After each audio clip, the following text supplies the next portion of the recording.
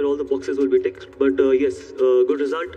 Important thing is that we were very, very professional today. We could have easily seen this game as a dead rubber, but the important thing was that we wanted to try and put ourselves under pressure. We wanted to try and play this game as a must-win game, and guys actually turned up like that.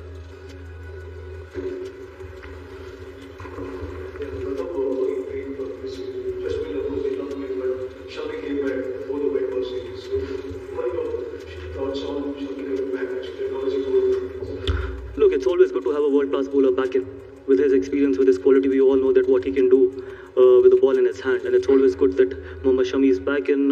Obviously, we was trying to manage his workload. That's the reason why we played him 2 T20s and 2 one-days. And hopefully he's going to be fresh and raring to go in Champions Trophy. One of the changes we made professional squad is Yashasvi going out. Is that what the thinking initially was and what changed?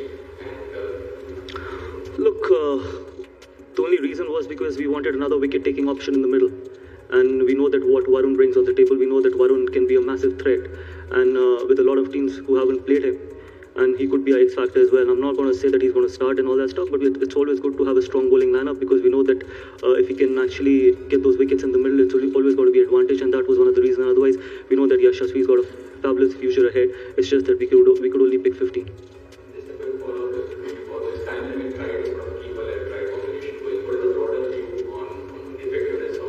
That's the way cricket is meant to be played. I know a lot of people talk about it, but that's the way we got to play the game, and that's the way cricket should be played. It's not about the batting order. It's about who can create what impact. And it's about just if you have the option of putting a quality left-hander in the middle, why won't you do that? Why would you want to have top 5 as right-handers? We don't look at averages and stats and all that stuff. We look at that who can deliver more at that number. And Akshar has done fabulously well. Both the games he got the opportunity, he delivered for us. I know there will always be a talk, there will always be people talking about it, but I think, and that's the way we want to go in future as well.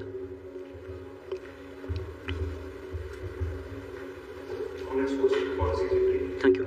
The most main thing is that how you see the lower middle orders, especially in the batting, like we see that sometimes the crucial moments are where we saw the number of wickets are coming up. So, do you think that Akshar coming up the batting order is not suitable for the lower middle order, or Akshar gets attacked as a bowler? No, I honestly, I didn't understand the question because if Akshar is batting at 5, it only lengthens the batting. With KL at 6, Hardik at 7, and Jaddu at 8, that is proper. 8 is Jaddu. Jaddu is a world-class batter, and I don't think so that you could consider Jaddu as a tail ender. And the thing is, if you can bat till number 8, which is always a great luxury to have, plus 6 bowling options, 6 quality bowling options. So it was not about that Akshar coming at 5 gives us that depth. It would have given us depth other way as well. But it's just that we wanted one left-hander in the middle to break that top 5 right-handers.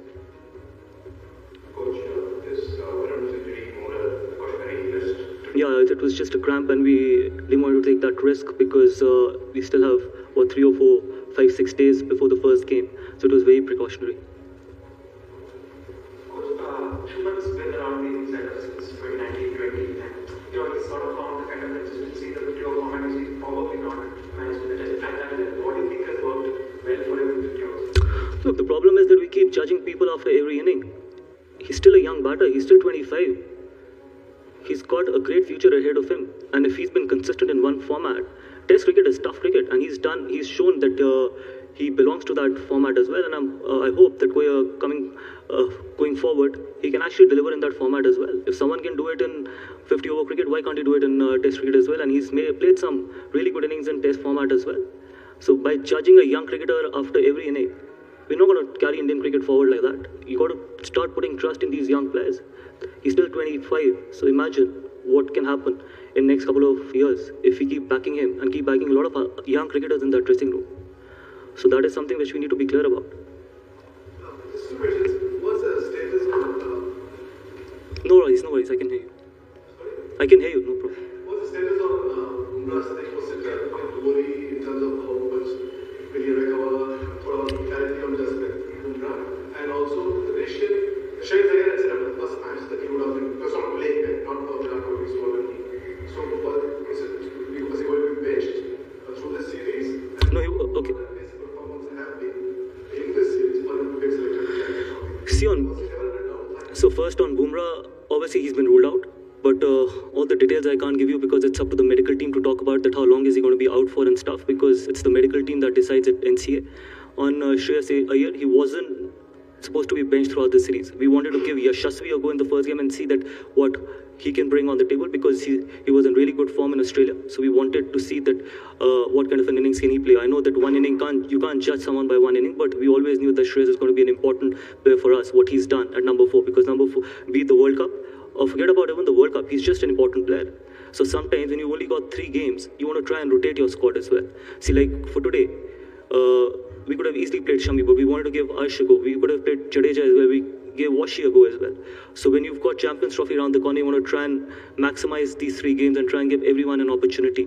But Shreyas was always in the scheme of things, and good that he played all the 3 games.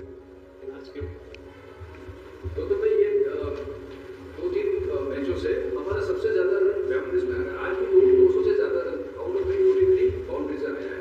तो हम single double नहीं दे रहे।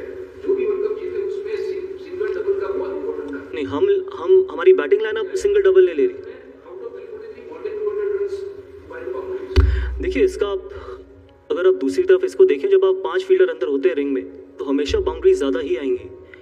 पहले जब 4 fielder अंदर होते थे तो आपको ज़्यादा रोटेट करना पड़ता था, और अब जो 2 नई बॉलों के साथ आप सोचिए कि 40 ओवर तक तो आप सिर्फ 20 ओवर पुरानी बॉल से ही खेल रहे हैं। तो जब आप 20 ओवर पुरानी बॉल से खेलते हैं और आपके पास 5 फील्डर अंदर होते हैं, तो बाउंड्रीज ज़्यादा आएंगी, 6 से ज़्यादा आएंगे। प्लस इस T20 क्रिकेट का भी बहुत ज़्यादा इंपैक्ट है वनडे क्रिकेट में। लेकिन इंपॉर्टेंट चीज़ ये है कि हमने जब चेज भी किया या सेट भी किया, तो एक अच्छा टोटल सेट किया।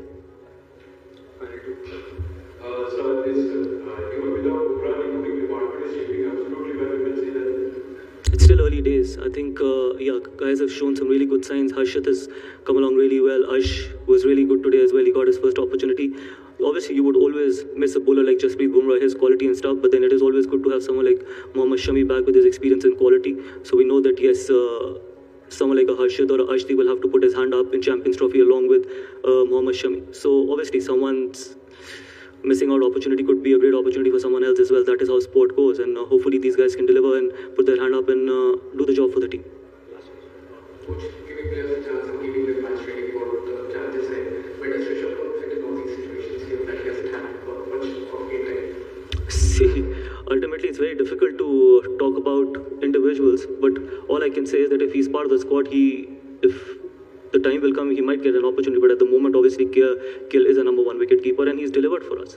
And see, when you've got 2 wicket keepers in the squad, you can't play both the wicket keepers with the kind of quality we've got. Hopefully, whenever he gets that opportunity, he should be ready for it. That's all I can say. At the moment, yes, Gill is the one who's going to start. Thank you. On your happy ending ground, especially if you remember your inning in 2011 quarterfinal against Thank you. State, the question is, I will put Bumrah question another way. The way he has been bowling for the last 5 years, the way he has been a mainstream weapon for us, you must have your plans for that. But seeing Bumrah not playing in the Champions Trophy, it would give a psychological advantage to the opposition team. So how would you as a coach negate that thoughts or fear amongst the opposition? See, you can't help it. See, if he's not available, he's not available. If he's injured, he's injured. I can't. Whether it's me, whether it's the captain, we can't do much about it. Obviously, we know that he's an important factor, but as I just mentioned that people like Harshit, people like Ash, Mohammad Shami, all these guys will put their hand up. Will put their hand up at some stage in the competition. It's a great opportunity for them to try and deliver for the country. As simple as it can get. For me, that's important. What we don't have, we don't have. What we have is what we have, and we've got to try and go with a very clear mind and try and win the championship for the country. That's all I can say. Thank you so much.